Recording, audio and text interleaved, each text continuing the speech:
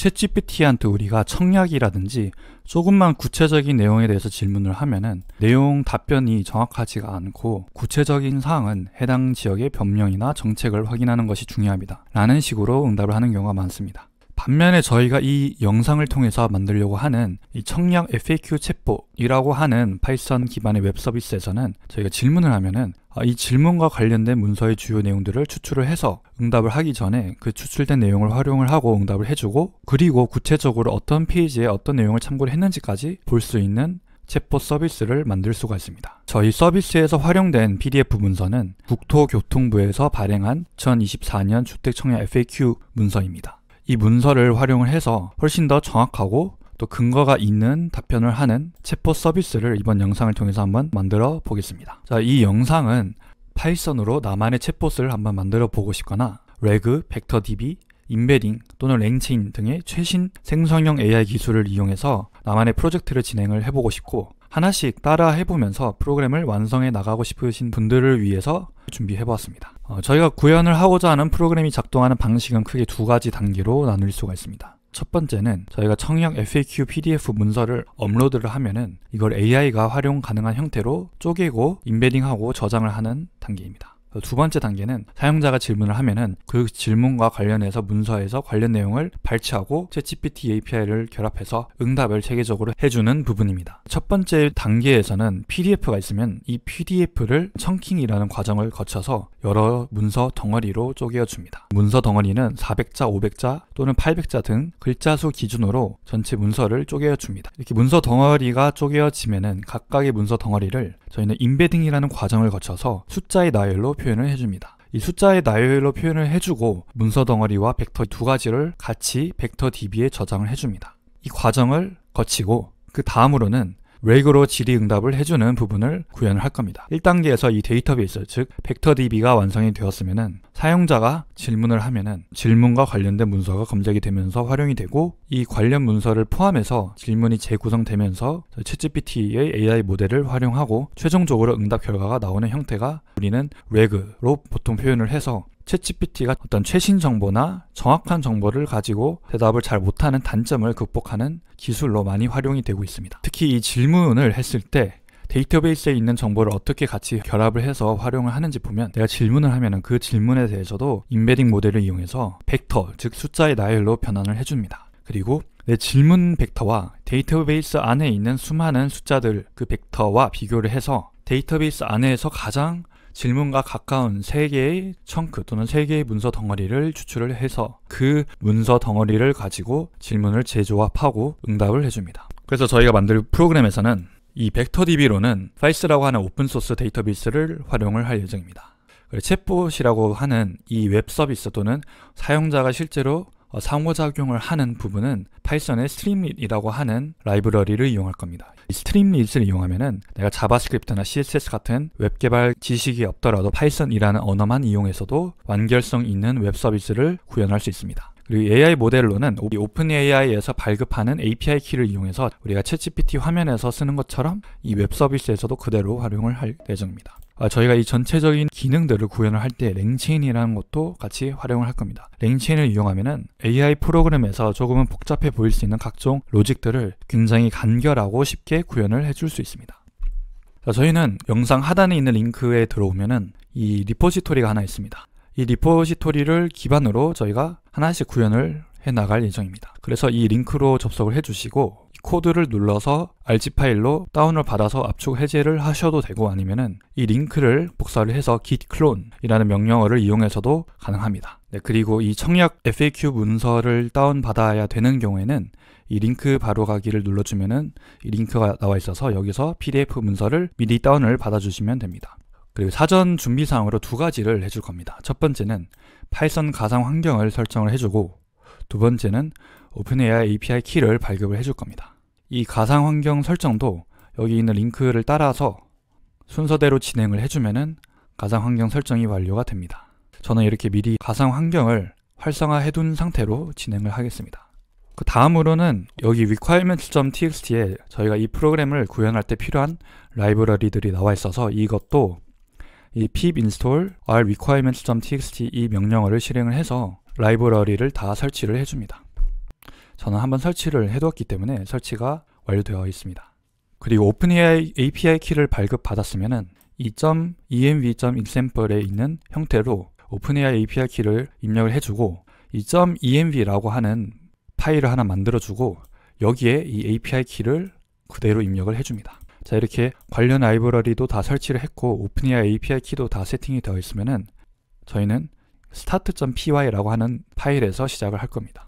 이 start.py를 눌러보면은 이 프로그램을 구현을 할 때 필요한 함수들은 구현이 되어 있지만 실제로 로직이나 화면상 내용은 하나도 구현이 안 되어 있는 반만 완성이 되어 있는 코드입니다. 여기에서 조금씩 기능을 추가를 해 나가면서 이 finish.py에는 최종적으로 완성된 코드가 있어서 완성된 코드로 조금씩 완성을 해 나가겠습니다. 자, 먼저 이 start.py를 한번 실행을 해주겠습니다. 스트림릿에서는 코드를 실행을 할 때 스트림릿 run start.py로 실행을 해줍니다. 실행을 하면은 스트림릿이 작동을 하면서 제가 설정했던 오픈AI API 키도 제대로 인식이 되어 있고 세팅이 다 완료되어 있다고 나옵니다. 이러면은 지금 라이브러리도 다 설치가 되었고 오픈AI API 키도 다 세팅이 완료가 된 상황입니다. 여기서 코드를 저희가 추가를 하기 전에 간단하게 이 파일을 한번 살펴보겠습니다. 맨 위로 올라와 주시면은 처음에는 이 코드를 실행할 때 필요한 라이브러리들을 다 불러와 주고 1단계로 이 PDF 문서를 벡터DB에 저장하는 함수들이 있습니다. 한 4개의 함수가 있는데 첫 번째는 임시 폴더에 내가 파일을 저장을 해주는 함수가 있습니다. 여기에는 내가 파일을 업로드 했을 때 그 파일이 PDF 임시 폴더라는 폴더가 생기면서 이 폴더 안에 내가 업로드했던 PDF 문서가 파일 형태로 저장을 해주는 함수입니다. 이 함수가 필요한 이유는 우리가 PDF를 청킹하든지 파싱하든지 그 PDF와 관련된 각종 작업을 하기 위해서는 먼저 이 프로그램이 실행되는 컴퓨터에 파일을 저장을 해야 작업이 가능하기 때문입니다. 자, 다음으로는 이 저장된 PDF 파일을 내가 불러와서 도큐멘트라는 걸로 변환을 해주고 이 도큐멘트의 리스트 형태, 리스트가 있으면은 그 리스트 안에 도큐멘트들이 여러 개 있는 형태로 변환을 해주는 함수입니다. 경로를 불러와서 이 경로를 기반으로 파이무 PDF 로더라고 하는 랭지엔에서 제공해주는 모듈입니다. 이걸 이용해서 그대로 저희가 그 PDF 파일을 읽고 그 PDF 파일에 있는 각각의 문서를 가지고 도큐멘트라는 것에 추가를 해서 최종적으로 도큐멘트 리스트를 만들어줍니다.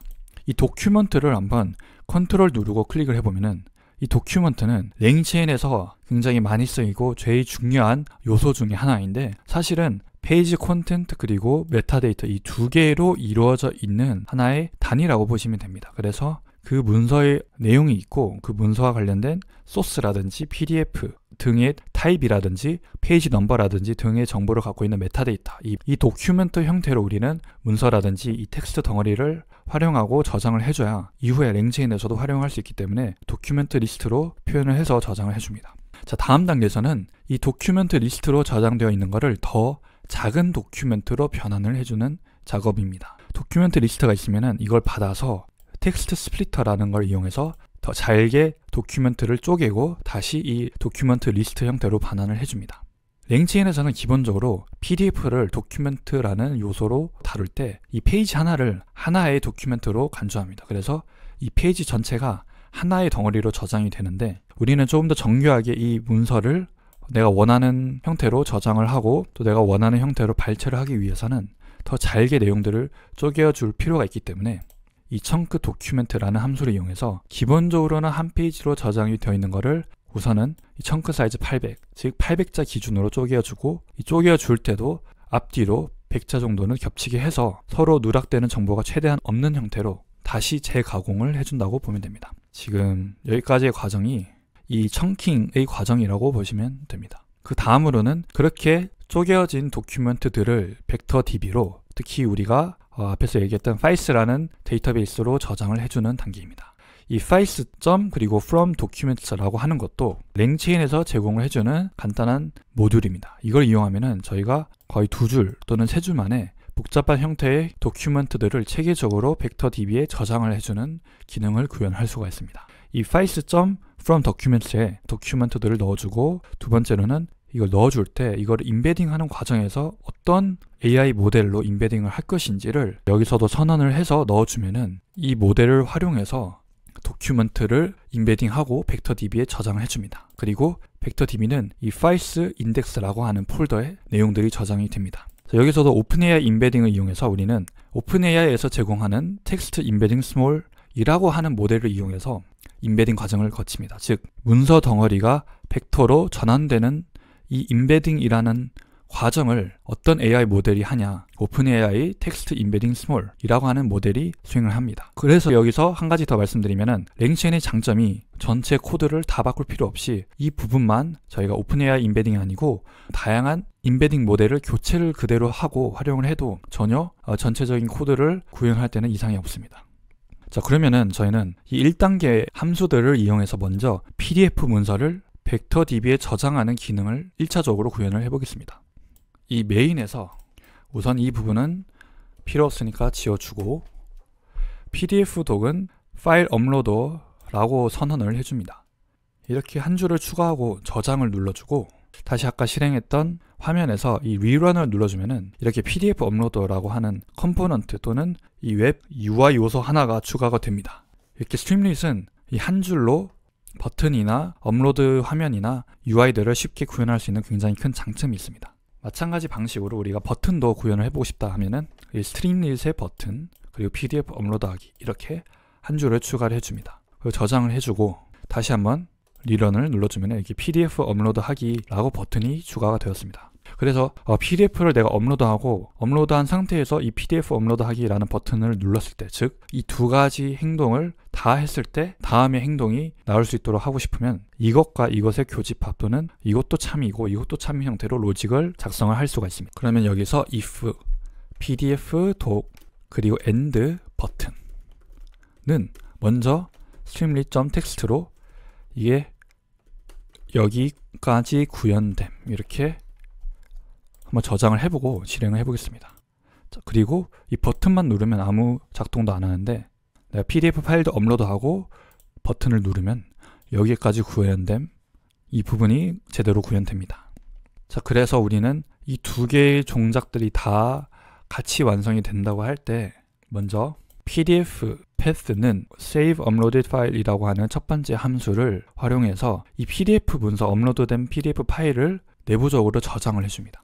저장을 해주고 그 경로를 PDF path라는 것에 저장을 해줍니다. 그리고 PDF 도큐멘트는 내가 저장한 이 경로를 활용해서 그 경로의 정보를 기반으로 도큐멘트 리스트를 만들어주는 형태로 변수를 전원을 해줍니다. 그 다음으로는 이 도큐멘트 리스트가 기본적으로는 페이지당 도큐멘트 하나가 나오기 때문에 더 작은 도큐멘트로 쪼개어주는 작업을 chunk documents라는 걸 이용해서 해주고 이 smaller documents라고 하는 변수에 더 잘게 쪼개어진 도큐멘트들을 담아줍니다.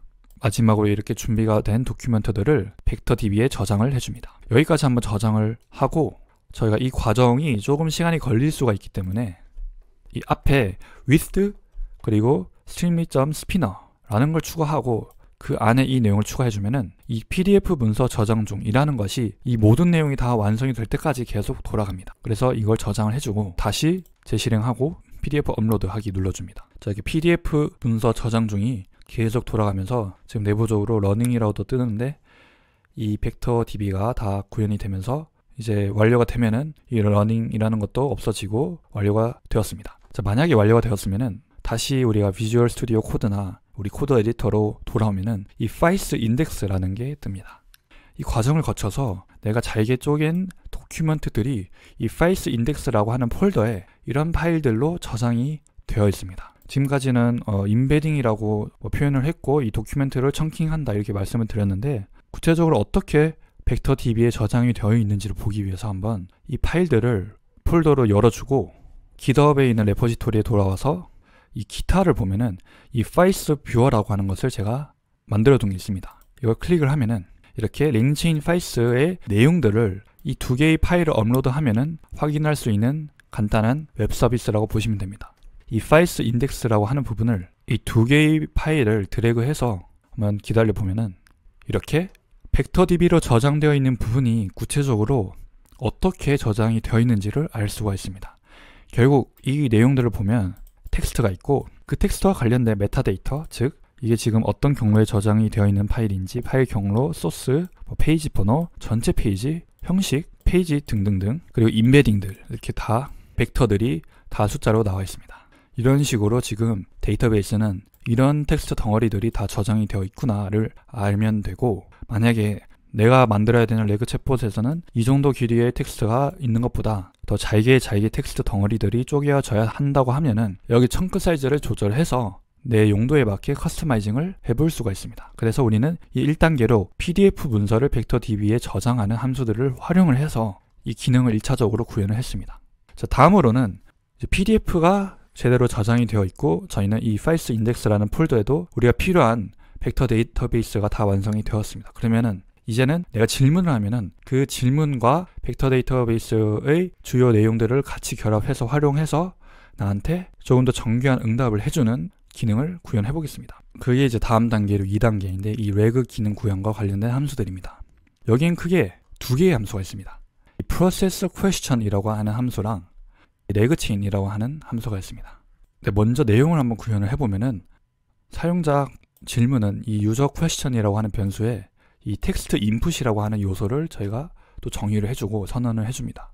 이걸 저장을 하고 여기 내용으로는 이 텍스트 인풋이라고 하는 요소의 레이블하고 플레이스호더를 정의를 해주고 한번 새로 고침을 눌러서 보면 방금 저희가 저장했던 부분이 이 PDF 문서에 대해서 질문을 해주세요 하고 이 텍스트 인풋이 지금 완성이 되어 있습니다. 그러면 여기서 내가 질문을 입력을 하면은 그 질문에 대해서 대답을 해주는 부분이 필요합니다. 마찬가지로 이 스트림릿에서는 텍스트 인풋에서 텍스트를 입력하고 내가 엔터를 눌렀다 등의 조건을 내가 표현을 하고 싶다 할 때는 if를 이용하면 간단하게 표현을 해줄 수가 있습니다. 그래서 여기서도 if user question이라고 하면은 이 user question이라고 하는 텍스트 인풋이 어떤 텍스트가 채워지고 사용자가 입력했던 그 질문이 user question에 담기면서 담겨진 텍스트를 활용해서 process question이라고 하는 함수를 실행하고 그 결과로 우리는 response, 즉 응답 결과 그리고 컨텍스트, 관련 문서, 내용들을 가져올 겁니다. 이 response라고 하는 부분도 우리가 텍스트로 표현을 하고 컨텍스트라고 하는 부분도 텍스트를 표현을 한다고 하고 저장을 해서 다시 한번 재실행을 해보겠습니다. 자, 그리고 질문을 하고 엔터를 눌러줍니다. 그러면 프로세스 퀘스천이 돌아가면서 이 질문에 대한 응답이 나옵니다. 이 응답이 나오면서 이 응답과 관련해서 활용되었던 도큐멘트들이 이렇게 나와 있습니다. 그러면 이 프로세스 퀘스천이 뭔지 한번 보겠습니다. 이 프로세스 퀘스천은 사용자 질문을 받으면은 먼저 우리가 이 폴더에 저장이 되었던 이 파일스 인덱스 여기 내용들을 불러와서 하나의 벡터 DB로 새롭게 선언을 해줍니다.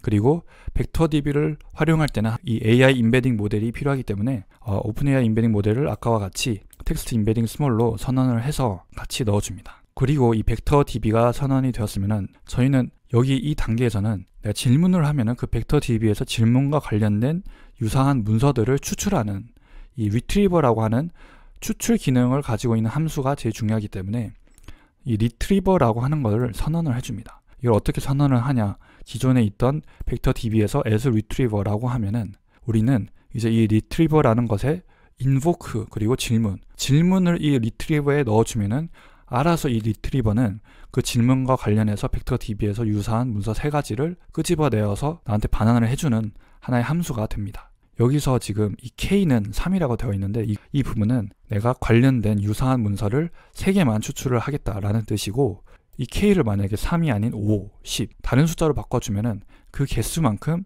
관련 문서가 추출이 됩니다.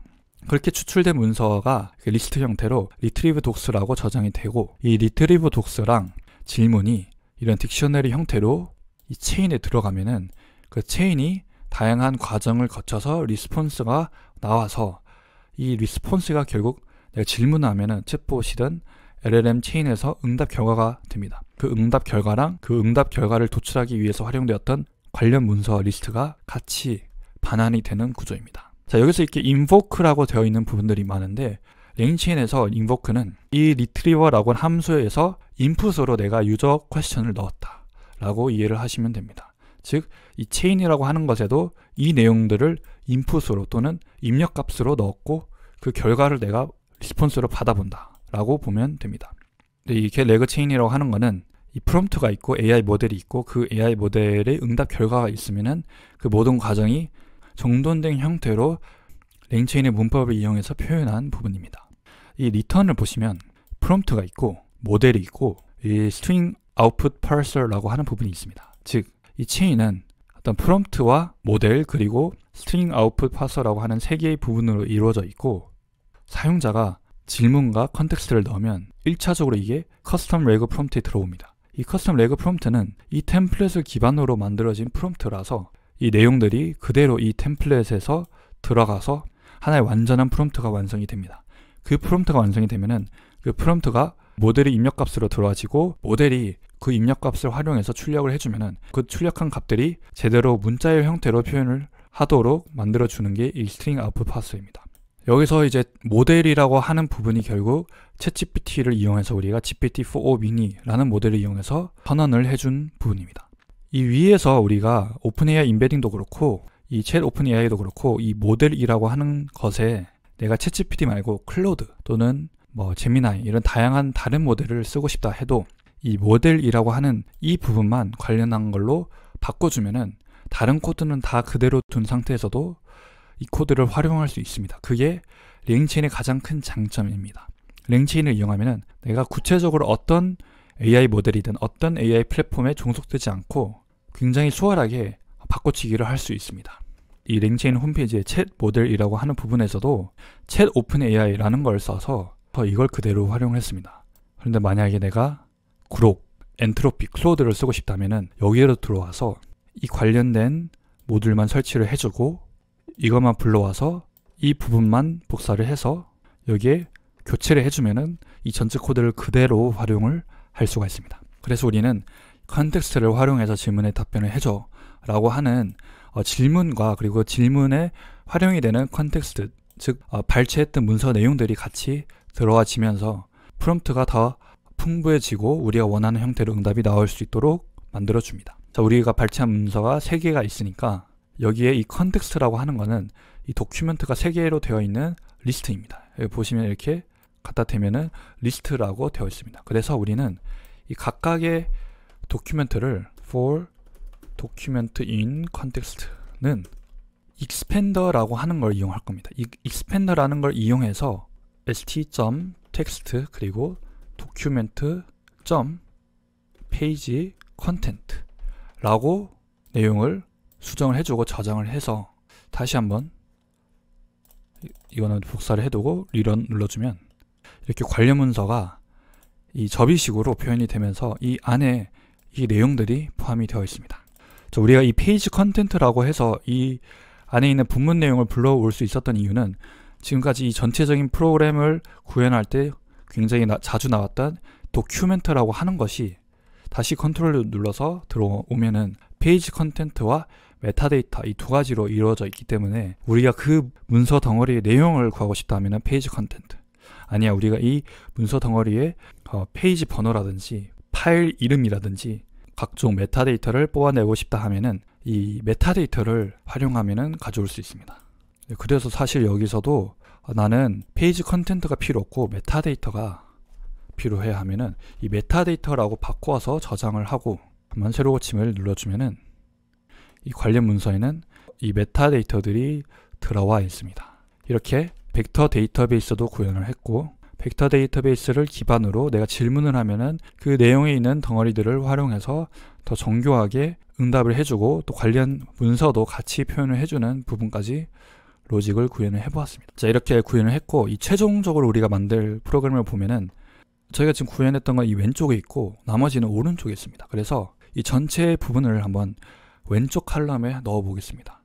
이 왼쪽 칼럼에 넣는 방법은 처음에 이 left 콜럼 그리고 right 콜럼이라고 우리가 변수를 선언하고 string.columns라는 걸 이용해서 만들 수가 있습니다. 여기서 1,1은 1대1 비율, 즉 똑같은 너비를 가지고 있는 비율이라는 뜻입니다. 그 다음에 만약에 지금까지 만들었던 이 부분을 이 left 콜럼, 즉 왼쪽 열에 넣고 싶다 하면은 with left 콜럼 그리고 밑에 있는 전체 내용을 탭으로 이 안쪽으로 넣어줍니다. 그리고 저장을 해보면은 다시 새로 고침을 해보면 자, 이렇게 지금 제대로 길게 표시가 안 되어 있는 이유가 그 맨 처음에 페이지 콘피그라고 하는 이 페이지 설정을 저희가 추가를 할 수가 있습니다. 여기서 레이아웃을 와이드로 추가를 해주고 다시 저장을 하면은, 새로 고침하면은 이렇게 와이드가 되면서 그 와이드에서 왼쪽에 그 내용들이 추가가 됐습니다. 그리고 지금 이 청약 챗봇이라고 하는 제목도 추가를 해주고 싶다 하면은 streamlit.header 그리고 내가 원하는 내용을 추가를 해줍니다. 그리고 다시 저장을 해서 always rerun을 눌러주면은 이제 새로 고침할 때마다 이렇게 제대로 구현이 됩니다. 자, 거의 이제 비슷하게 왔는데 몇 가지 좀 다른 거는, 여기서는 지금 관련 문서를 클릭하면은 이 내용이 나오고 페이지가 나오고 이 버튼이 있습니다. 이 버튼 형태로 페이지 번호가 나올 수 있도록 만드는 것도 간단합니다. 이 익스펜더가 있을 때 먼저 우리가 작성을 해줄 내용은 이 페이지 컨텐트가 맞고, 자, 여기서 두 가지를 추가해 줍니다. document.metadata에서 소스 그리고 페이지, 이 두 개를 이 파일 패스 그리고 페이지 넘버라고 하는 변수로 저장을 해줍니다. 네, 그리고 이 파일 패스와 페이지 넘버를 활용해서 버튼 컴포넌트의 키를 만들어 줍니다. 우리가 만들 버튼이 여러 개가 되기 때문에 이 각각의 버튼이 고유한 키를 가질 수 있도록 버튼 키를 이 두 개의 조합으로 만들어 줍니다. 그리고 우리의 레퍼런스 버튼은 이 streamlit 버튼이고, 그 안에는 이 파일 패스와 페이지 넘버 그리고 키는 이 버튼 키라고 추가를 해줍니다. 그리고 한번 저장을 해보고 새로 고침을 해보겠습니다. 다시 질문을 입력해 주고 관련 문서를 보면은 이렇게 지금 버튼이 제대로 나와 있습니다. 자, 이 버튼이 나와 있고, 우리가 이 버튼을 클릭을 했을 때 이 프로그램이 내가 지금 247페이지를 봐야 돼, 또는 211페이지를 봐야 돼 등 페이지의 상태를 내가 저장하고 알고 있게 저희가 세션 상태라고 하는 걸 관리를 해줘야 되는데, 그 부분도 한번 구현을 해보겠습니다. 그러기 위해서는 이 레프트 콜럼 뿐만 아니라 이 라이트 콜럼이라고 하는 것도 추가를 해줍니다. 그리고 페이지 넘버를 내가 불러올 건데, 이 페이지 넘버를 한번 그냥 텍스트 형태로 표시를 해보겠습니다. 페이지 넘버를 표시를 해주고, 이제는 내가 이 레퍼런스 버튼을 만약에 눌렀으면은 이 페이지 넘버에 해당하는 걸로 내 세션 스테이트에 있는 페이지 넘버를 바꿔줘 라고 내용을 추가를 해줍니다. 한번 저장을 해보고 실행을 해보겠습니다. 실행을 해서 관련 문서를 보고 클릭을 하면은 247이 뜨고, 29를 클릭하면 29가 뜨고, 이렇게 이 프로그램 전체가 내가 클릭하는 버튼의 페이지 넘버에 따라서 이 왼쪽에서는 이 페이지 넘버를 기준으로 그 페이지 넘버에 해당하는 화면만 나한테 보여주는 기능을 추가하면 되겠구나. 자, 여기까지 왔습니다. 마지막으로 우리가 응답 결과와 문서를 함께 볼 수 있도록 도와주는 함수를 활용해서 챗GPT의 응답 결과와 관련된 문서를 같이 볼 수 있도록 해보겠습니다. 여기서는 지금 두 개의 함수가 있는데, 이 convert PDF to images라고 하는 함수와 이 display PDF page라고 하는 함수입니다. 이 함수는 일단은 PDF 파일이 있으면 이 PDF를 이미지로 한 페이지 한 페이지 전환을 해줍니다. PDF를 그대로 이 웹페이지에 구현을 하기에는 제대로 구현이 잘 안 되는 경우가 많습니다. 그래서 특히 만약에 PDF 안에 복잡한 도형이라든지 이미지가 포함이 되어 있는 경우에는 한번 1차적으로 이미지 형태로 전환을 하고 그 이미지를 그대로 구현을 하는 게 효과적이어서 이미지로 바꿔줍니다. 먼저 우리가 PDF 이미지라고 하는 폴더를 만들고, 없으면 만들고 만약에 있으면 넘어가고, 그 PDF 이미지 폴더 안에서 이 각각의 페이지를 하나씩 돌면서 이미지 형태로 저장을 해줍니다. 그리고 이미지 형태로 저장을 할 때 경로는 페이지 언더바 페이지 번호, 예를 들어 페이지 1, 페이지 2 이런 형태로 저장을 해주고, PNG 형태로, 지금 파일 형태가 PNG이기 때문에 PNG 형태로 저장을 해주고, 그 경로들을 다 이 이미지 패스라고 하는 변수에 저장을 해줍니다. 그리고 이 내용들을 반환을 해줍니다. 그리고 디스플레이 PDF 페이지도 이런 경로가 있으면 이 경로를 우리는 스트림릿의 이미지 모듈을 이용해서 그대로 열어서 읽고 표현을 해준다고 보면 됩니다. 자, 이걸 위해서는 1차적으로 PDF 문서를 저장을 하는 단계에서도 이미지 변환을 해주는 과정을 추가합니다. 그래서 PDF를 이미지로 변환을 해주고, 세션 스테이트에 이미지스라고 하는 것에 이 이미지 경로들을 저장을 해줍니다. 자, 이걸 한번 저장을 해서 새로 고침하고 드래그해서 실행을 해보겠습니다. 이미지로 변환을 하는 부분이 조금 시간은 걸립니다. 네, 이렇게 완성이 되면은 한번 다시 파일로 돌아오면 이 PDF 이미지라고 하는 폴더가 생겼습니다. 여기 이제 각각의 페이지가 이미지 형태로 지금 다 저장이 되어 있는 것을 볼 수가 있습니다. 자, 그럼 우리가 이렇게 질문을 해서 관련된 걸 클릭을 했을 때 이 페이지에 대응되도록 이 오른쪽에 이미지들로 저장이 되어 있는 PDF 문서의 해당 페이지를 보여주는 기능만 추가를 하면 됩니다.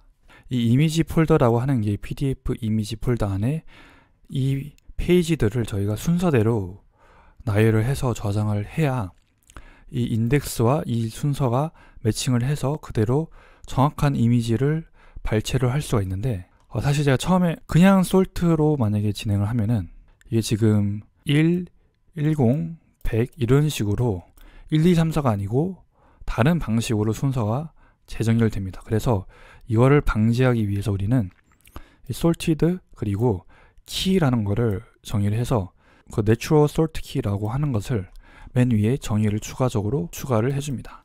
자, 이 함수를 하나 추가를 해서 만약에 실행을 해주면은 자연스럽게 1, 2, 3, 4, 5, 6, 7, 8의 형태로 제대로 순서가 적용이 되는 것을 볼 수가 있습니다.